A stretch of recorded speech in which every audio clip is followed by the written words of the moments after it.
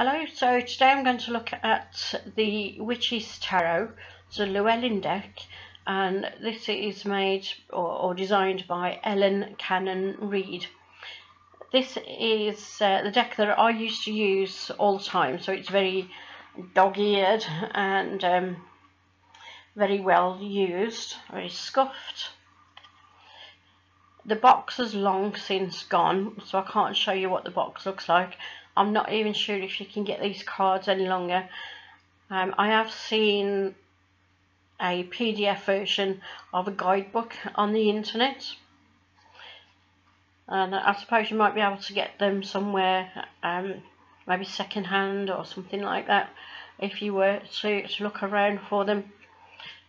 They're a pagan deck, very nice colours, very nice designs. I use them a lot for years and years. Must have been about 30 years that I've used these cards, and they're not embossed by any colour around the outside at all. They're just dog-eared, as I say, scuffed. Some people like to colour their cards around the outside.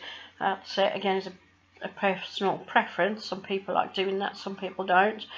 I don't do that. Well, that's my preference.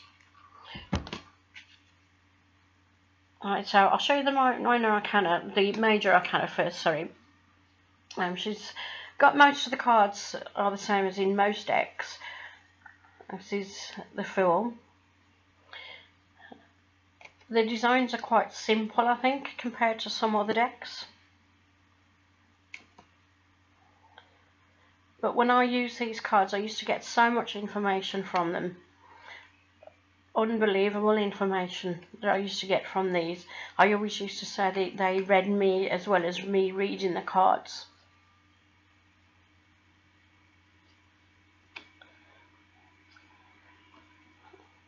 And one thing that I had to do though, I had to stop using them at one stage.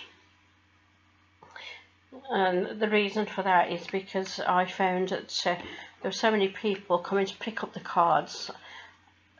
And just to stop there, just to show you, she does have these two major arcana the other way around. So you've got Justice as number 10, Wheel of Fortune as number 11, which is slightly unusual.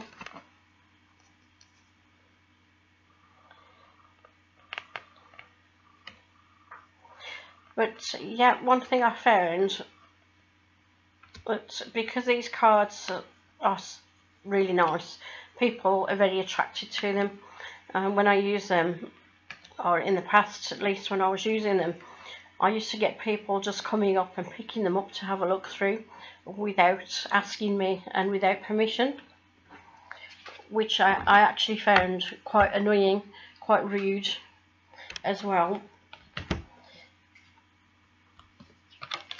If you think about it, when you go into a shop, you don't nip around the counter, do you, and mess with the till and mess with the shop assistant's tools. If you take your car to the garage, you don't mess in the mechanic's toolbox. If you go into a building site, or if you get a plumber into your house, you don't mess through the toolbox.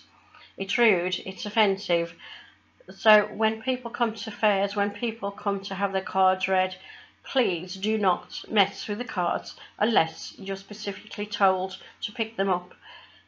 People don't even ask, and I've noticed even tarot readers themselves in some instances will go up to other people and will start picking up the cards and start looking through them without permission. It is rude, it's offensive, don't do it. My cards picked up a lot of bad influences from people doing that. This is the Wands deck, the Wands suit and the minor arcana. And for a while, no matter how much I tried to cleanse them, and I tried all sorts of things, crystals, I stored them in order, I even put them in salts, covered them in salts, and various things that I tried, and it just wasn't working. And it's only just recently that I've been able to actually get these cards out again and start using them again.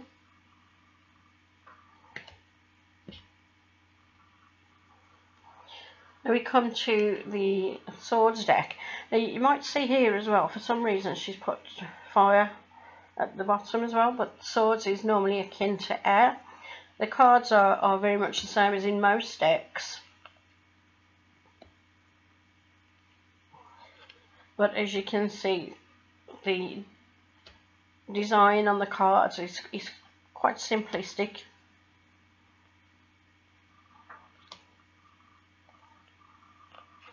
Colours are very vibrant. The cardstock that is used is quite sturdy as well. As I say, I've used these quite a lot. You might notice as well in the Minor Arcana, in the court cards, you've got the Princess and Prince instead of Page and Knight.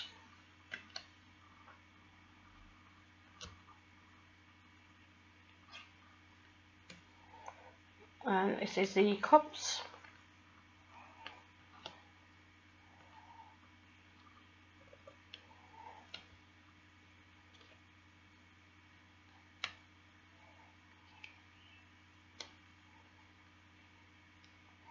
Very lovely, vibrant colours that have been used on these designs as well.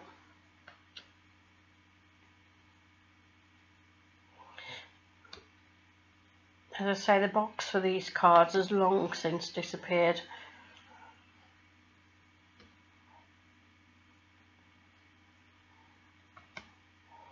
But then I've used them so much that it wouldn't have stood the test of time, the box.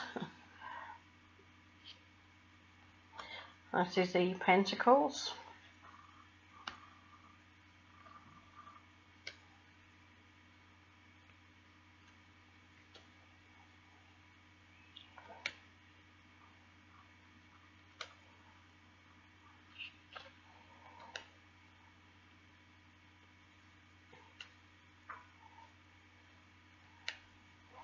So quite similar to other decks,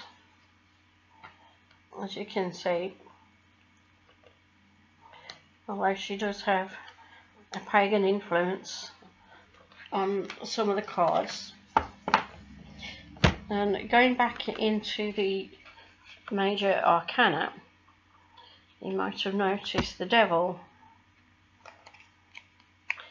is the horned one, and that being, or he being, the pagan god Canon. So not an evil god. Alright, for people who think that it's the devil, it isn't. The pagan god has got nothing to do with the devil, so please don't think that. Pagans are not Satanists. Okay, so that's that one. Now, I'm quite lucky really that all the cards are still there. But that's the back of the card, Pentacles. Well, you can see from the back how scuffed they are, how much I've used them. Really good cards. One of my favourite decks, I have to say, and at one stage it was my all-time favourite deck. And I think it's actually the second pack of proper tarot cards I got. As I say, in previous reviews, I started with Madame Lenormand's fortune telling cards, and I think the first pack of proper tarot cards that I actually got was the Rider-Waite Tarot, which I'll be having a look at soon as well. And then this was the second pack, which I actually got from London, from a bookstore in London. There you go. In fact, I think it was W.H. Smith's. I got them from a very long time ago. And when I say a long time ago, it would have been in the 1980s, I think. Somewhere around there. Okay, so thank you for looking.